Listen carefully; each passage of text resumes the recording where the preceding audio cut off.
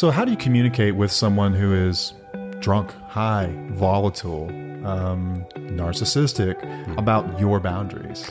So I don't know that you can in active addiction, right? When it's actively occurring, if somebody's actively abusing you, you don't say, my boundaries are to don't abuse me. Right. That's not going to get you anywhere, right? We have to leave. We have to go be safe. We have to separate, right? And then if that person is willing to do the work and work on themselves, go to rehab, work through the abusive issues they have, whatever that is, in a professional setting, then we can talk about coming back and what that process looks like. Yeah. Welcome back to another episode of Till the Wheels Fall Off. I'm Matt. I'm Paige. Hi. That was a new one, wasn't it?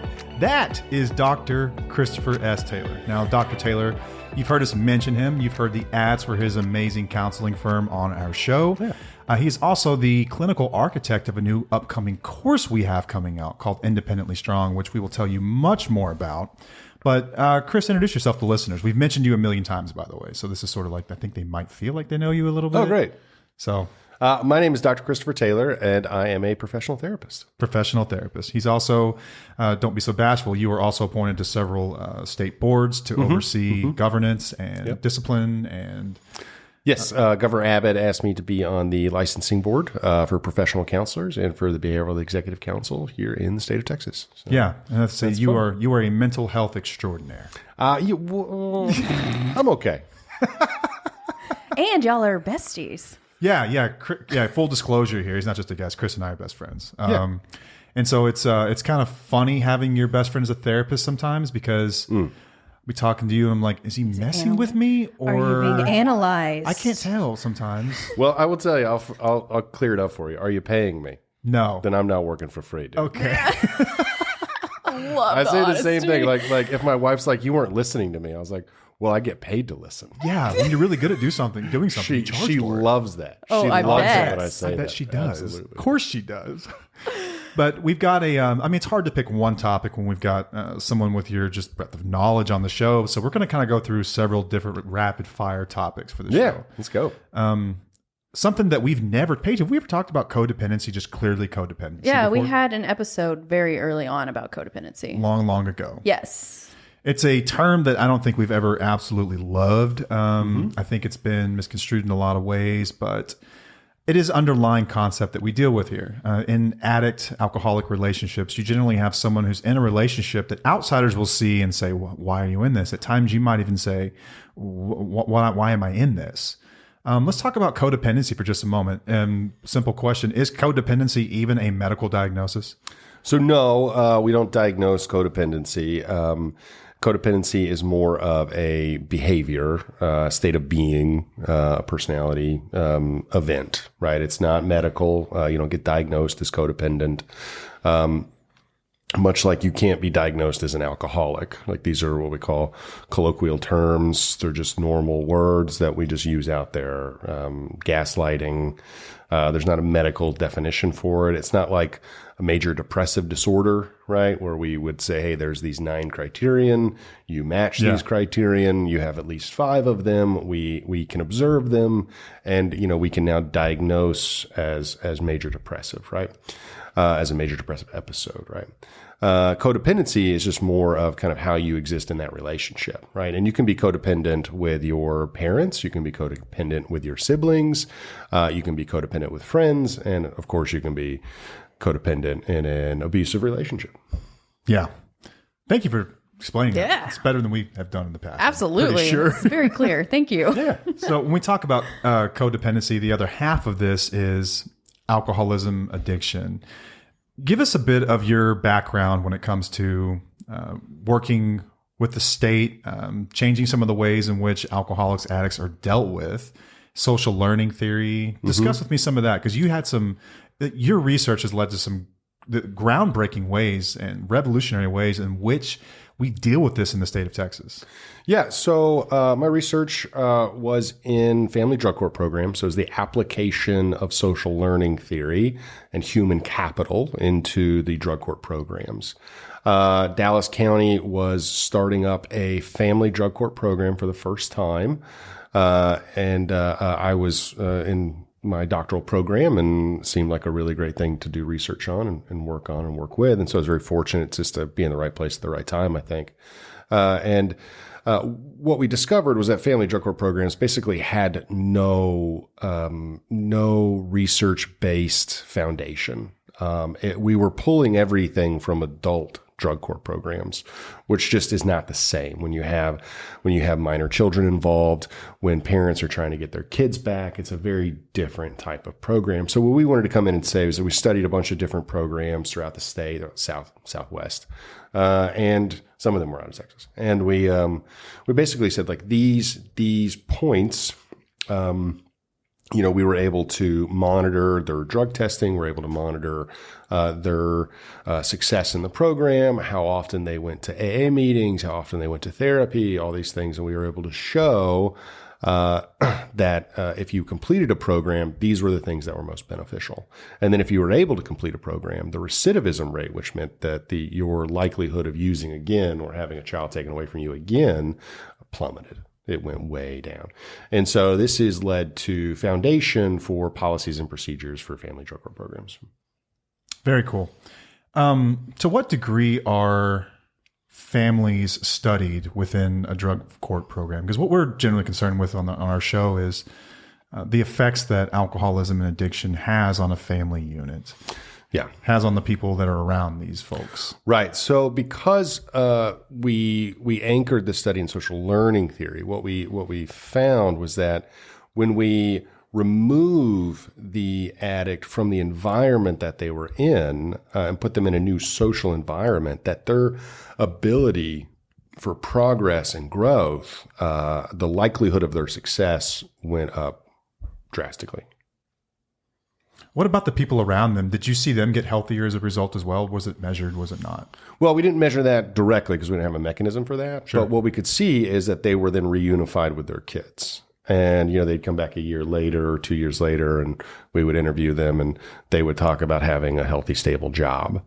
They would talk about being active in their kids' lives. So we call this human capital, right? Where we invested in building a new environment for this user, this addict.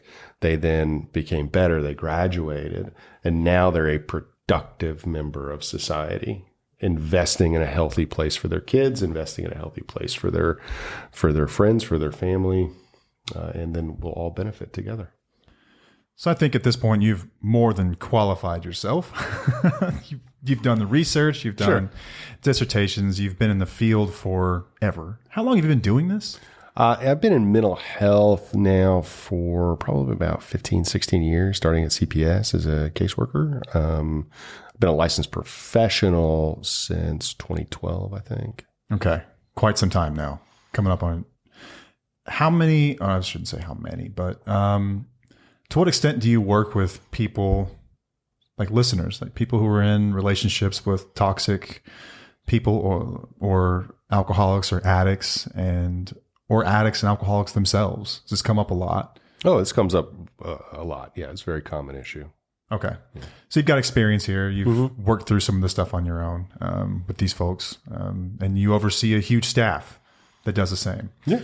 We talk about alcoholics, addicts, and we've touched on narcissism a bit. And narcissism has become the new buzzword for people that are just generally a pain in the ass in a lot of ways. Yeah. Like it used to be. I know the type. Yeah, I know the type. It used to be just sort of like, that guy's a maniac or whatever, but narcissist is the new term. And I don't think people are always using it incorrectly, but oftentimes what we do have is people that are not mental health professionals diagnosing other people out in the world. There are criteria for being a narcissist. And Paige and I have identified that a lot of these criteria, if I were to cover up the top of the chapter and were to ask anyone, who am I talking about, an addict or a narcissist? It's like, I'm not sure. Oh, yeah. It sounds very much the same. So what are the criteria for a narcissist? What is a narcissist? Let's get to the root of it. So from a clinical standpoint, we're looking at narcissistic personality disorder, okay, which is a personality disorder, which is really simply summed up as somebody with the inability to experience empathy and an obsession with power, advancement, growth, money, fame for themselves. Right? Grandiosity. Yeah, grandiosity. Yeah. Mayo Clinic, which we all know Mayo Clinic, yeah, Sure. came up with this fancy thing called Special Me. Special me. Special Me. Look, I'm going to read it for you. I pulled it up right Okay. here. You can go check this out. Special Me is sense of self-importance, Okay. right? Preoccupation with power, beauty, or success. Entitled. Can only be around people who are important or special. Interpersonally exploitive for their own gain. Arrogant. Lack of empathy. Must be admired. Envious of others, or believe that others are envious of them. So that's your 9 points right there with an acronym that spells out. Special me. Special me. That's clever. I like that. I wish I came up with it. Right? It'd be a great t-shirt. What percentage of the general population that has been studied is NPD? A very large 0 to 6%. 0 to 6%. 0 to 6%. Okay, so it's not a lot. No, it's not. Yeah. And it depends on where you live too. So if you look at like a city like New York, where you have Wall Street, right, you're going to find a larger concentration. That's where you're going to see closer to your 6%. You go to Topeka, Kansas, I mean, Farmers are probably not going to be. It's going to be a testing lot high. lower. Yeah. Okay, now is narcissism, and this is my understanding, is that it operates on a spectrum. Mm-hmm. Is that right? So there is being a pure empath at one end of that. Yeah. And then at the other end, being a full-blown narcissist. Right. Yeah. So everyone has some degree of narcissism in them.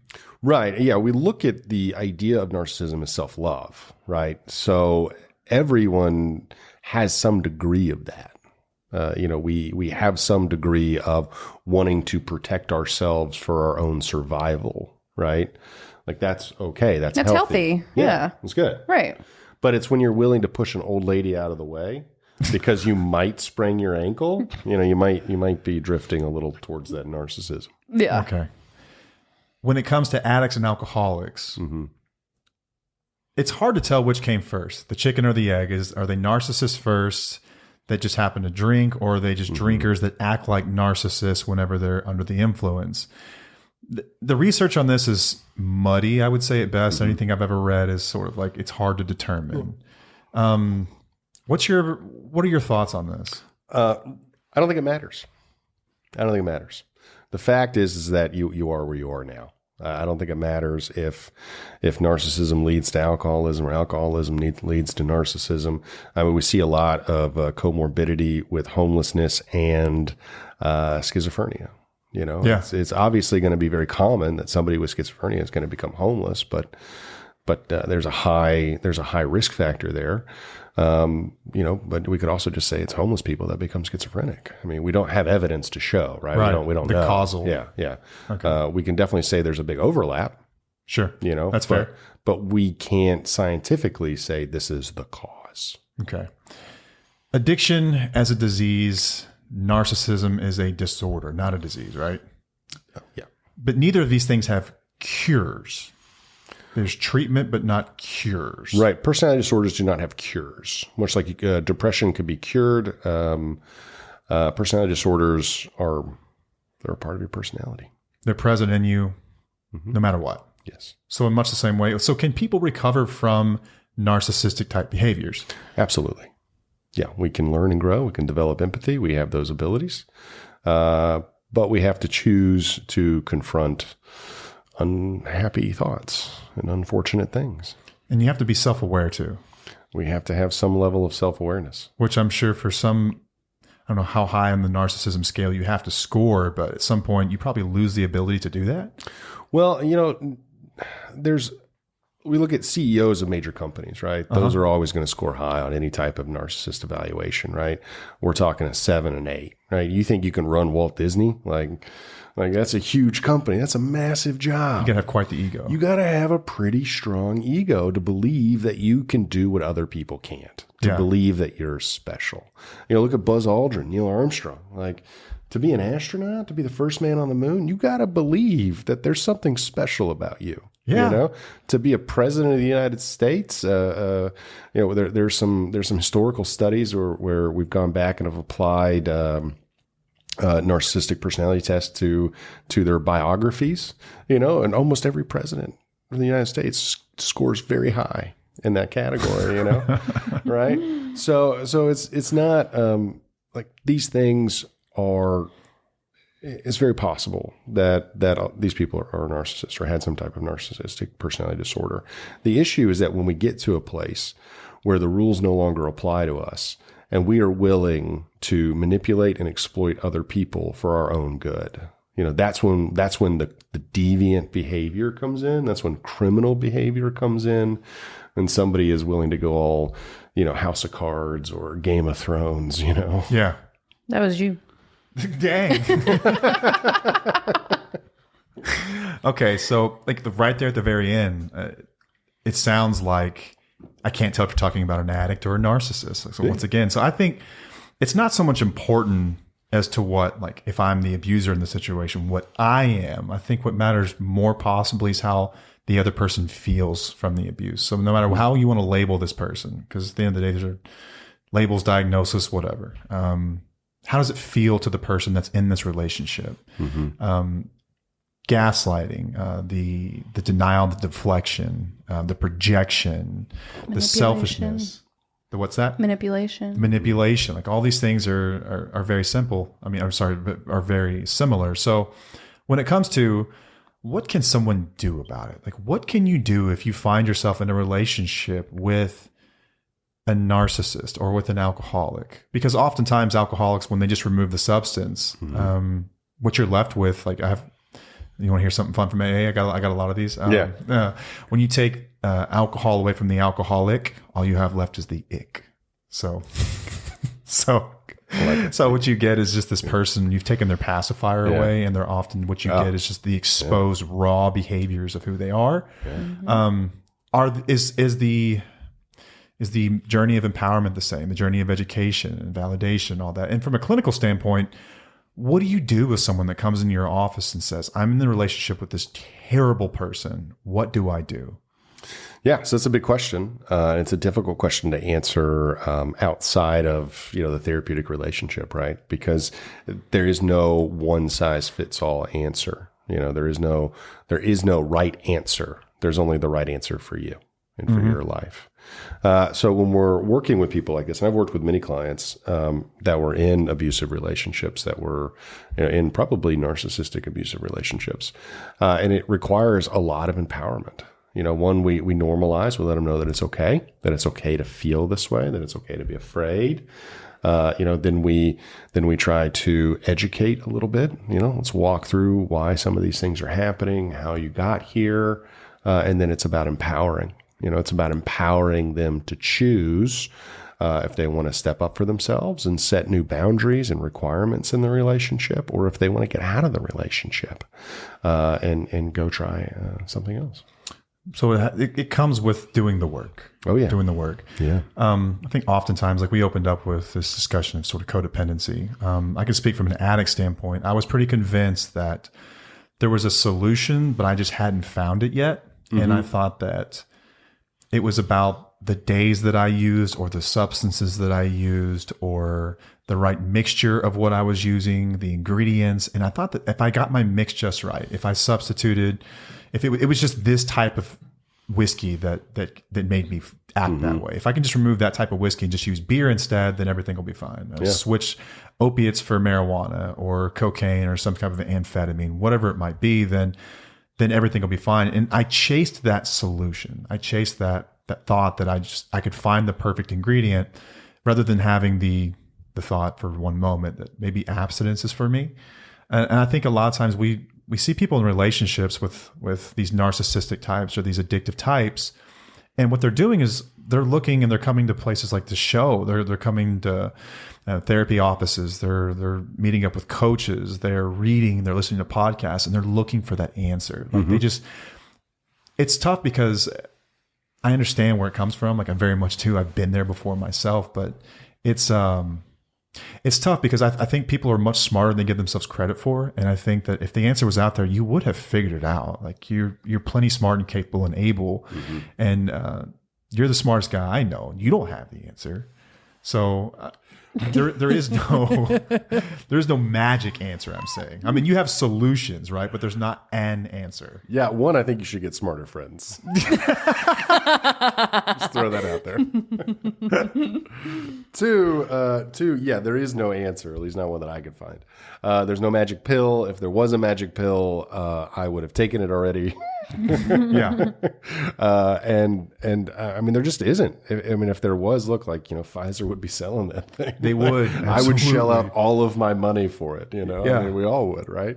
But there is no pill. There is no, I mean, there's Xanax, I guess, but that only works for a while. Right. Yeah. It's very temporary. So there is no magic pill. There is no one answer fits all. Life is so much more complex and so much more beautiful than this one simple thing. So I think, I think life happens, for you, right? Life does not happen to you, so you get to choose. You get to empower yourself on the choices that you want to make, on how you want to live. That's beautiful. Yeah, it is beautiful. It really is. Let's shift the conversation for just a moment to boundaries. I think this possibly is the most asked question next to how do I help this person, which we've kind of covered there. Boundaries. I think boundaries are really effective when they're used properly.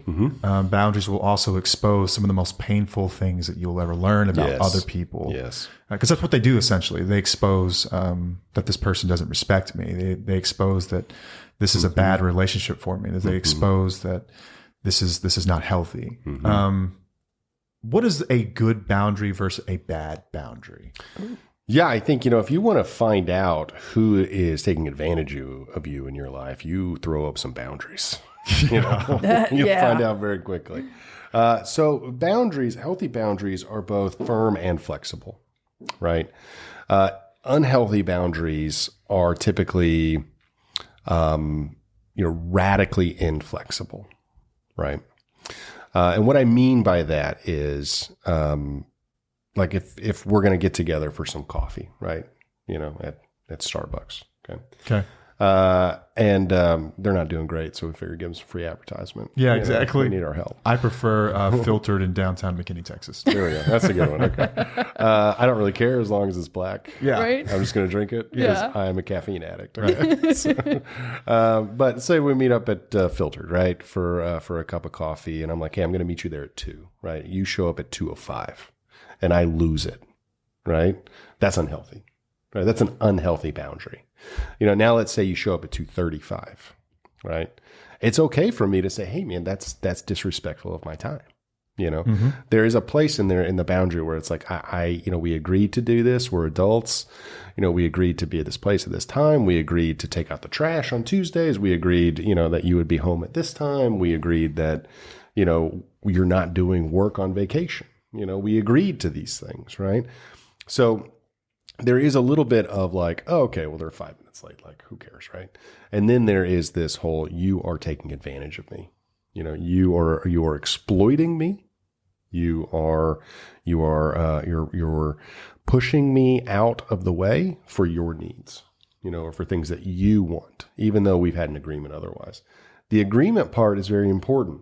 A lot of times we forget to have the conversation about the boundaries and just sort of expect people to do what we want without telling them what we need, So we haven't communicated our boundaries. All of a sudden, people are going to notice, and you're going to find some very uncomfortable interactions with friends and family, So in the world of normal relationships, I think And thank you. That's a perfect explanation. Wait, I think that we're all psychopaths because we all drink black coffee.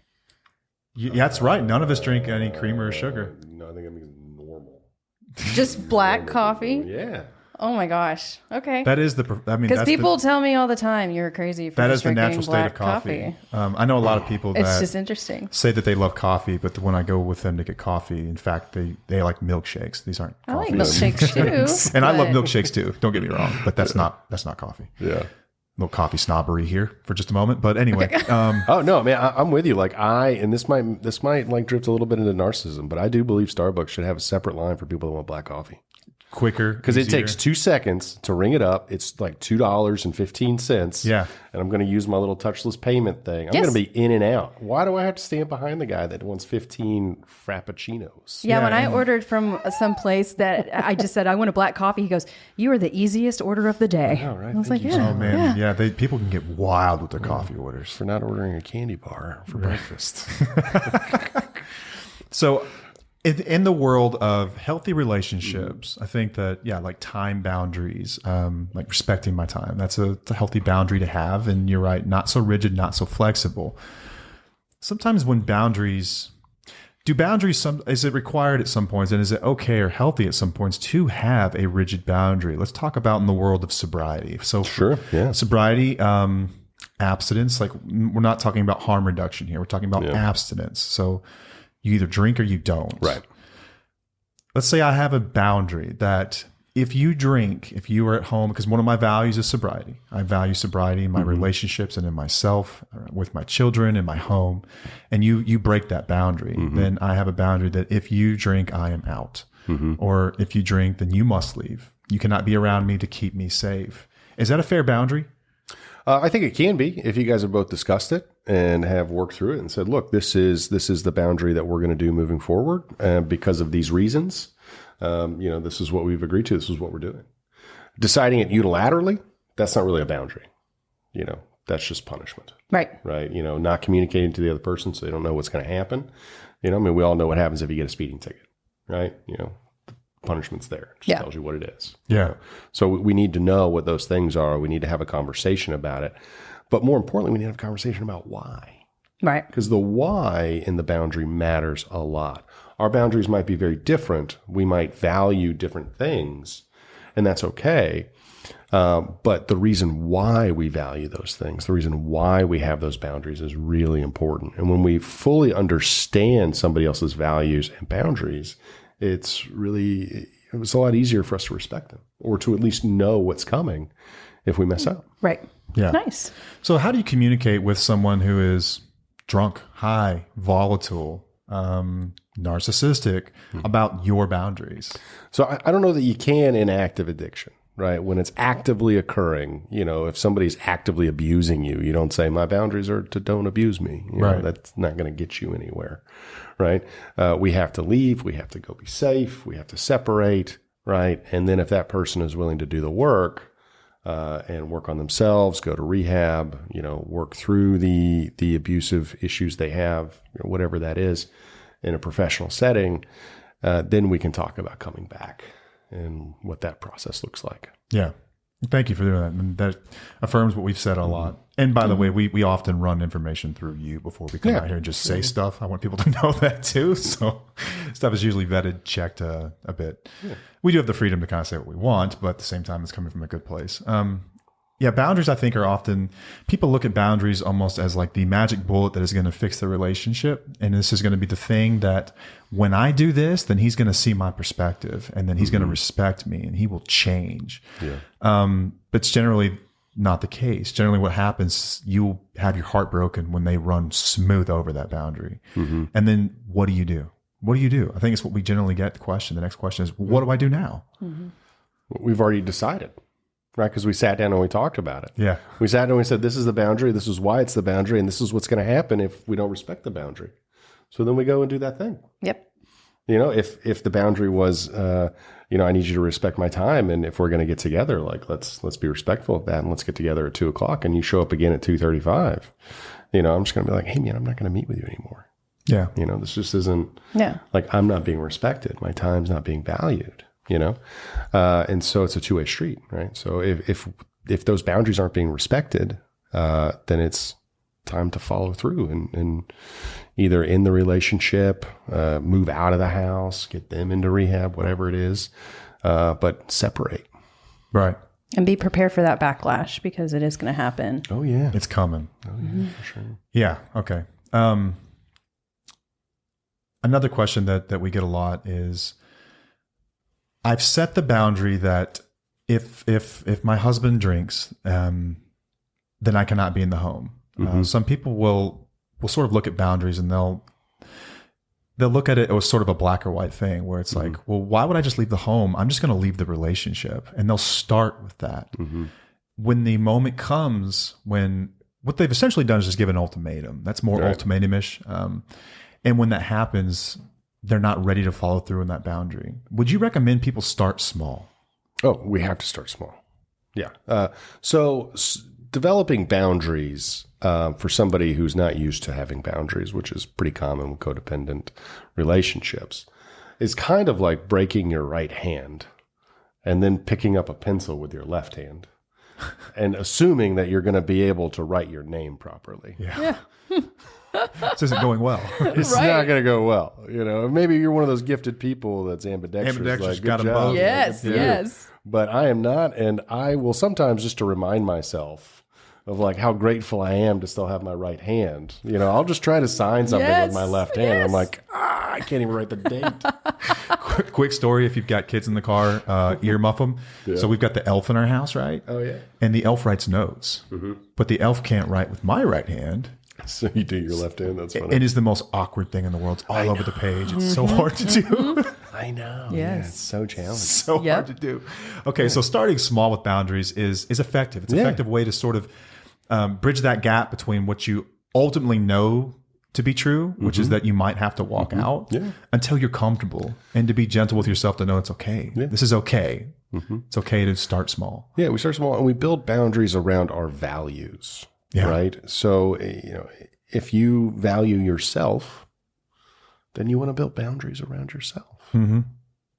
Yeah, we've often said boundaries are to protect you. They're not to necessarily punish other people, although they may view it that way, and that might be the result of them violating your boundary. But it starts with values. You mentioned human capital earlier. We opened this up, and I know enough about your company that's one of your core values. Right. Companies have values, but people have values. Relationships have values. What happens when you've lost your identity to the extent that you don't even know where to freaking start? Who am I? What are my values? That is a big, tough question.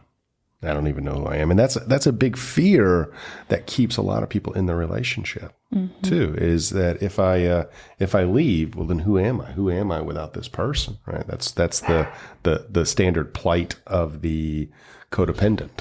Right. And the first step in developing self-awareness is recognizing where you are and what you don't like about where you are. Okay. So if you don't know what you are, what do you not like? We start with that. Yeah, we start with this. What do I not like about my situation? What do I not like about who I am right now? And then we'll start to think about, what do I like and what do I want? Obviously, I don't like being abused.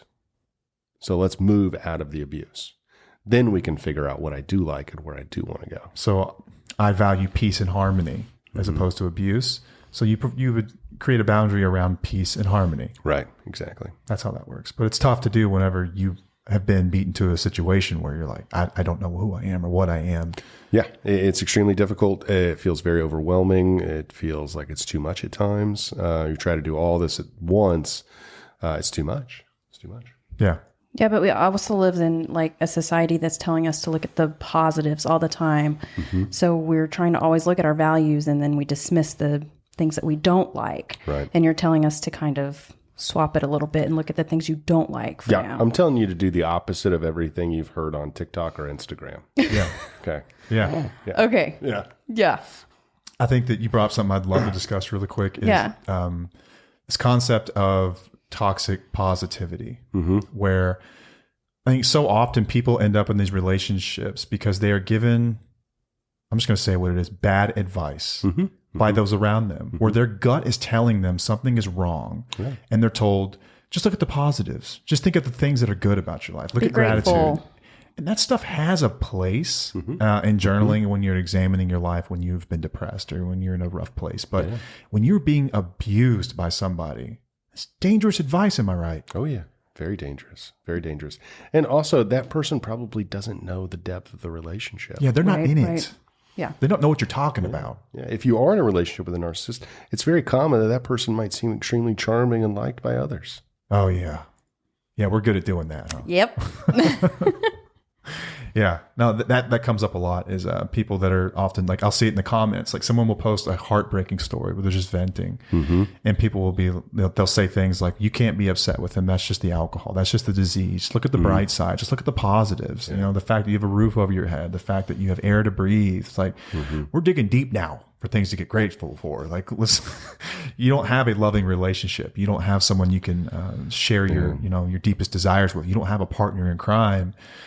Let's not forget that you do deserve those things, and the fact that they're not there is a problem. Just looking at the gratitude, sometimes I think we can. That's what toxic positivity is. It's discarding the stuff that is truly wrong and is a problem. It shows up in a red flag in your gut, shows up in a red flag in your life. But we're often told because of Instagram and TikTok and these you know, these memes that people post that. Everybody, especially recently, has been posting photos of their family vacation to Greece because like everyone in America went to Greece over the last 2 years, apparently. Exchange rate thing or something? I don't know. But what they don't post is all the fights that they had while they were there. Yeah. You know, they don't post the negative stuff. They just post these like filtered, perfect photos of how awesome their life is. Highlight reels. You know, yeah. When in fact, it's really not. Yeah. And that's reality. Like, is there? Okay, this will be a fun one. Narcissists can sometimes present themselves in different ways. I think we've talked about like the grandiose type, and they're really easy to identify. Yep. Like I am God. I am the greatest ever.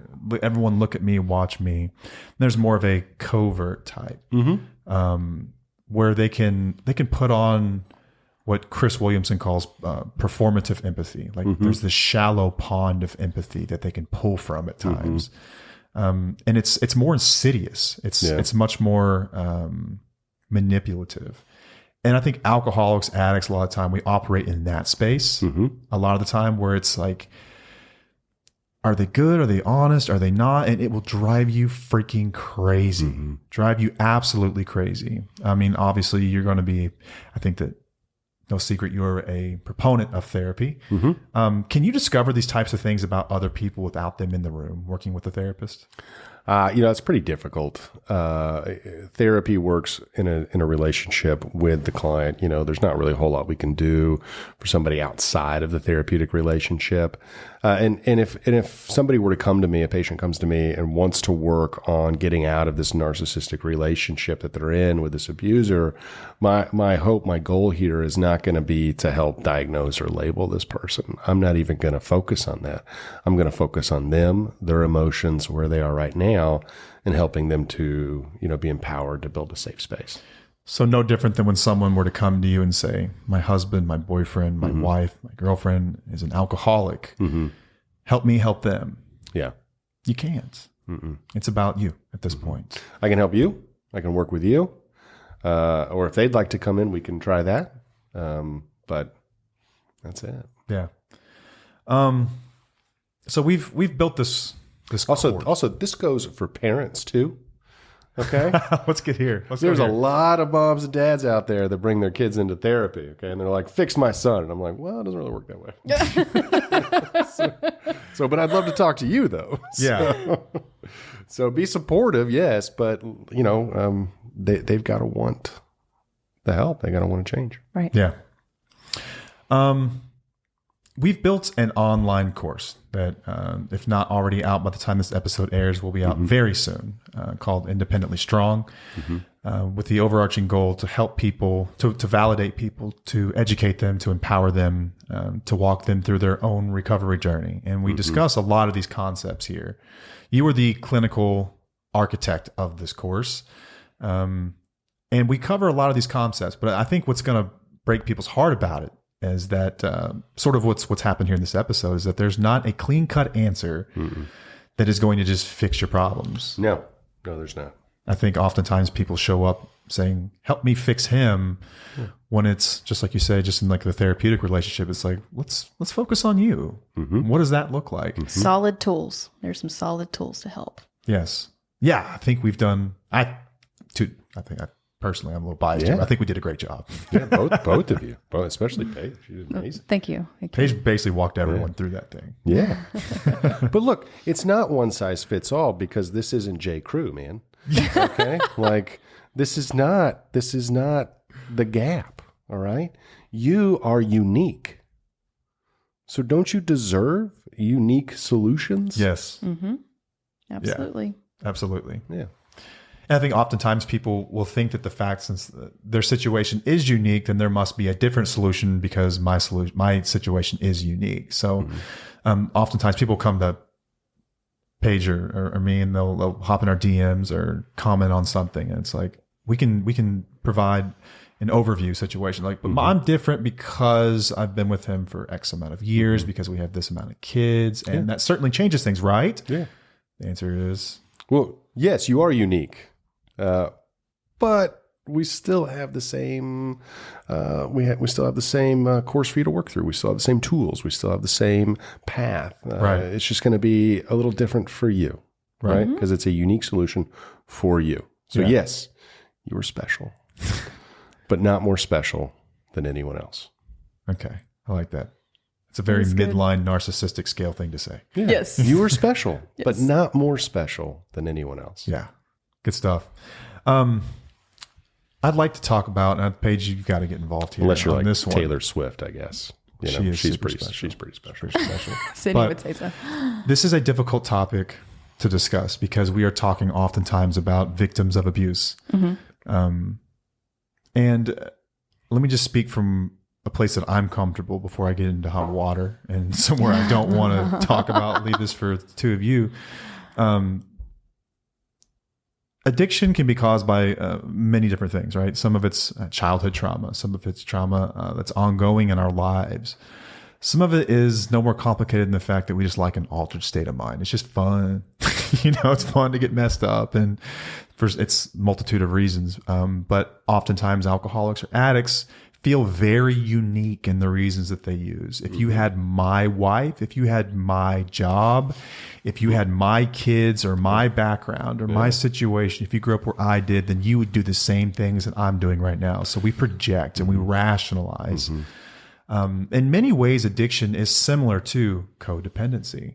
Ultimately, in order to get out of it, I had to look at the role that I played in my own suffering. So what I was saying in many ways, but addicts have a broken sense of cause and effect where I can look at a situation and say, well, I drink because my wife is cold and she doesn't talk to me and we haven't had sex in 6 months and she wants nothing to do with me. And that's why I drink. When the reality is she's like that because I drink. Right. So I think we turn these things around.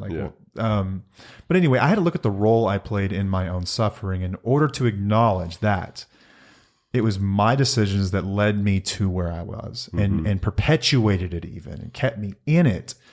How are addiction and codependency similar in that way? What in the role we play in our own suffering? And Paige, I want to get you involved here because you've worked through this. You've worked others through this as well. Yeah. Let's go with Paige first. Me? Yes. Yes, ma'am.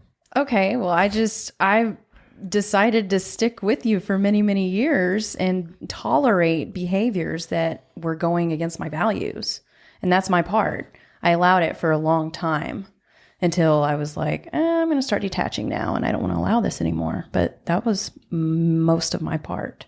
And I think I know at this point, even if you don't know it, I know it, that if I were to ever get out of line again, you would have no problem whatsoever walking out. Yeah, that's the boundary we put in place pretty quickly after you got out of treatment. But I think in doing that, though, you've acknowledged the role that you play here. Yeah. And that we can look at our situation and say we are a victim of. Sometimes we are a victim because. And so sometimes we can put ourselves in these situations for entirely too long. And it's tough to say to someone who's been manipulated. And there is context that matters from the other side of it, right? like for as many valid reasons as I had for why I drank, I still kept myself in a really tough situation. How are codependents chasing that same thing? You know, we've talked about like trauma bonds, and I think that it can be explained from trauma bonds, but at some point, recovery looks like acknowledging the role that we play in our own suffering. Yes. So you've walked through that. Yeah. And then whenever my anxiety and depression and panic attacks all started coming up, I couldn't blame you for that. I had to look at myself to heal from whatever was causing it in the beginning. So that was What's my been your part. experience with this? It's exactly that. Exactly that. We both sides slide into this victim mentality. You know, it's so easy. It's so easy to rationalize why we're doing these things. It's so easy to say, well, I'm here for my kids.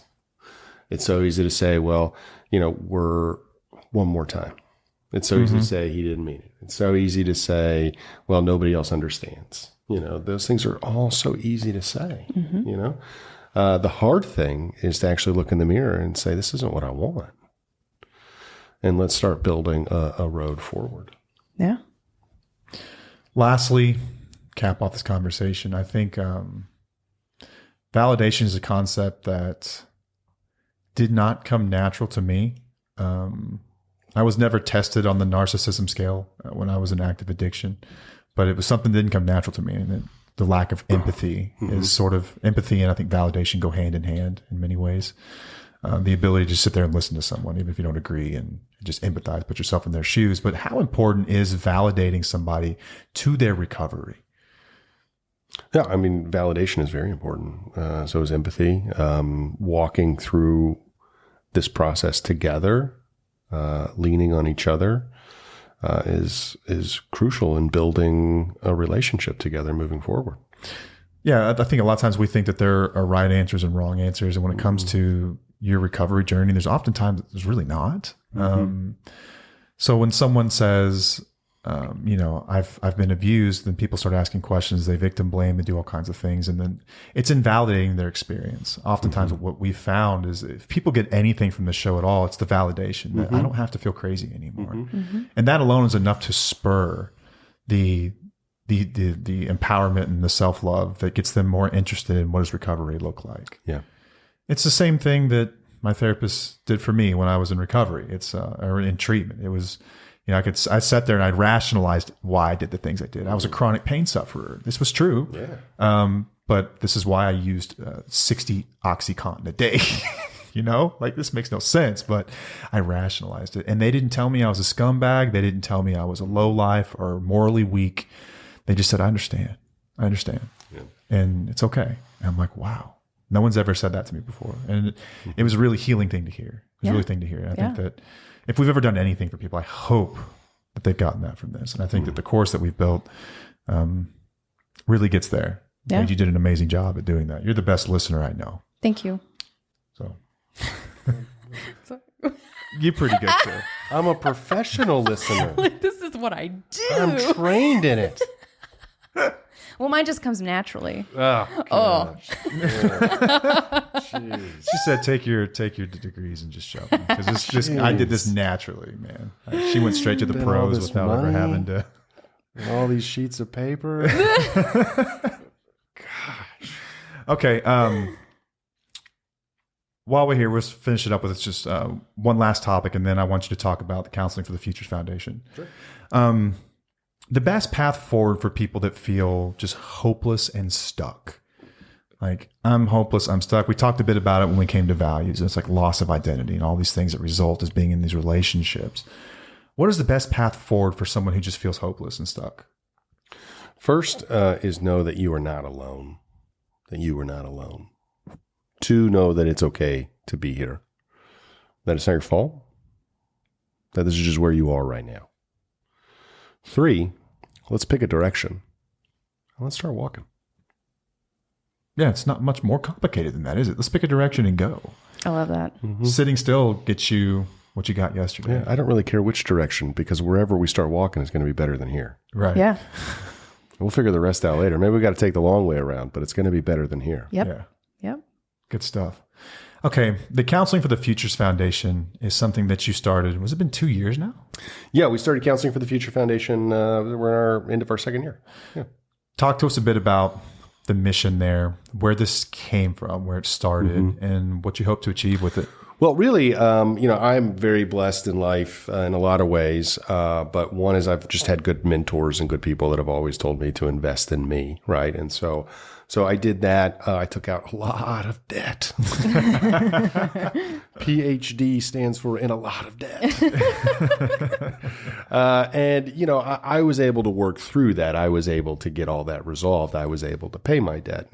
But for a field that does not have a very high return on investment, like mental health, being a professional therapist, the burden of student loans for a lot of these kids is it's too much. And so it'll turn people away from going into the field because they can't afford to pay the loans. They can't afford the education. It's very expensive. I was in my office a little over 2 years ago, almost 3 years, I think 3 years ago, and one of my support staffers, one of our employees came in. She was in school to become a therapist, and she was just in tears because she had to drop out of school. She was like, I have to drop out. I can't afford school anymore. I can't afford to take on any debt. I can't afford to be a therapist. And for me, that was just tragically sad. So I said, that's just dumb because society needs you. We need you, exactly you, to be a therapist. You're the type of person we need being a therapist. And so I offered to pay for her school. So I said, hey, let me build a scholarship for you and we'll put you through school on the condition that you pay it forward with a dedication to some kind of affordable mental health care when you get out so that you can help people. And so that person is now graduated. She is in the mental health field right now doing exactly that. Woo woo. So that's cool. It's incredible. So the foundation's raising money to put people through their master's or doctoral level programs debt free, which is huge. Yeah, so we raise private funds so that we can build a full ride scholarship for a student in school studying to become a therapist. The only requirement is that we ask that they make a dedication to affordable mental health care. Yeah, it's a beautiful thing. It really is. Yeah. And it's been a pleasure to be part of it. Paige and I have been to some of the fundraisers and hearing the stories of therapists that have been able to take maybe a lower paying job at a school district or something along those lines where it matters to the people who need it most. And the only way they were able to do that, because they're willing to do it, only way they're able is if they don't have that debt payment. That's right. Where the interest rates sit right now too. It's incredible how fast it can eat your budget. Yeah.